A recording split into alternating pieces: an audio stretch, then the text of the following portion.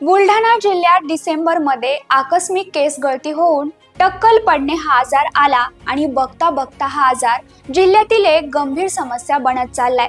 बुलढाणा जिल्ह्यातील शेगाव तालुक्यातील 11 आणि नांदुरा तालुक्यातील 12 अशा एकूण 23 गावात अनेकांना अचानक टक्कल पडले।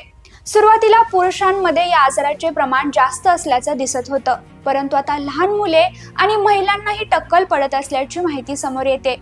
मग नेमका हा आजार का होतोय, सध्याची बुलढाणा जिल्ह्यातील परिस्थिती काय आहे याविषयीची माहिती आपण आजच्या या व्हिडिओमधून घेणार आहोत।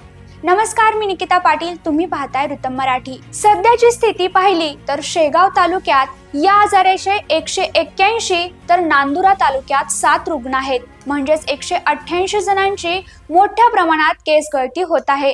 रुग्णांमध्ये दिवसेंदिवस वाढ होत असल्यानं बुलढाणा जिल्ह्यात सध्या चिंतेचं वातावरण आहे। एकाच कुटुंबातील अनेकांना हा आजार होत असल्याचं देखील दिसतंय, त्यामुळे हा आजार संसर्गजन्य आहे का असा प्रश्न देखील समोर येतोय।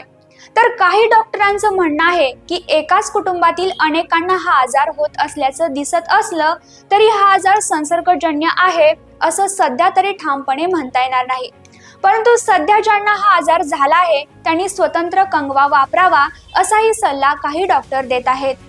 आता हा आजार का होतोय तर यावरती बोलताना बुलढाणा जिल्ह्याचे जिल्हाधिकारी किरण पाटील यांनी म्हटले की पाणी दूषित असल्यानं आणि पाण्यात नायट्रेटचे प्रमाण जास्त असल्याने हा आजार होतोय।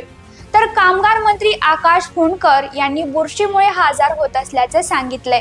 तर चेन्नईच्या 2 डॉक्टरांनी हा आजार पाणी किंवा बुरशीजन्य विषाणूंमुळे होत असल्याचे सांगितले। एकंदरीत दूषित पाणी किंवा बुरशीजन्य विषाणूमुळे हा आजार होत असल्याचा अंदाज बांधण्यात येतोय, पण याचं अद्याप नेमकं कारण काय आहे हे मात्र स्पष्ट झालेलं नाहीये। आता या आजाराचे नेमके कारण शोधण्यासाठी किंवा हा आजार संसर्गजन्य आहे का यासाठी हा आजार झालेल्या रुग्णांचे रक्त, नख, केस यांचे नमुने विविध प्रयोगशाळेत तपासासाठी पाठवण्यात आलेत, परंतु अद्याप तरी कोणत्याच प्रयोगशाळेतून अहवाल समोर आला नाही। विशेष म्हणजे इंडियन काउन्सिल ऑफ मेडिकल रिसर्चच्या शास्त्रज्ञांनी तेथील बाधितांची भेट घेतली आणि त्यांच्याकडून माहिती गोळा करून या शास्त्रज्ञांच्या टीमनं बाधितांचे केस, नख आणि रक्ताचे नमुने घेतले आहेत।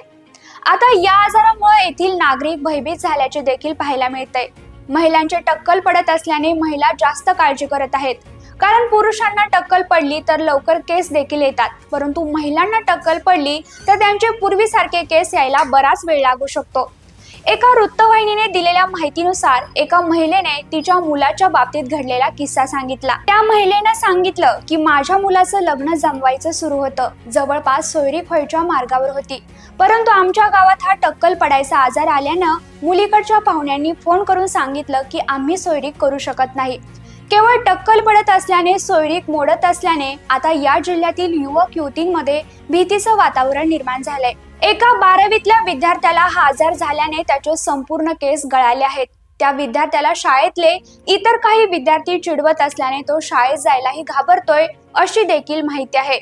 तर काही जण सोशल मीडियावर या आजाराची खिल्ली देखील उडवत असल्याची माहिती आहे।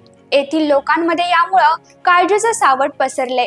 नांदुरा आणि शेगाव तालुक्यात हा आजार आल्याचे सर्वत्र माहीत झाले असल्याने या तालुक्यात बाहेरून कोणी येत नाही। पुरुषांची दाढी कटिंग करायलाही कोणी तयार नाही। तसेच बाहेरच्या गावी गेलं तरीही तेथील सलूनमध्ये बाधित गावाचे असल्याचे समजल्यास ते देखील दाढी कटिंग करायला नकार देत असल्याचं सध्याचं वास्तव आहे। सध्या शासनानं या आजाराची दखल घेऊन नियंत्रणात आणण्यासाठी उपाययोजना सुरू केल्या आहेत, मात्र अद्याप तरी या आजाराचे मूळ कारण आणि त्यावर ते नेमके उपचार काय याचा शोध लागलेला नाही। तर आपण आज बुलढाणा जिल्ह्यात टक्कल पडण्याच्या आजाराची सविस्तर माहिती घेतली। तुम्हाला ही माहिती कशी वाटली हे आम्हाला कमेंट करून नक्की सांगा आणि अशाच नवनवीन माहितीसाठी रुतम मराठीला आता सबस्क्राईब करा।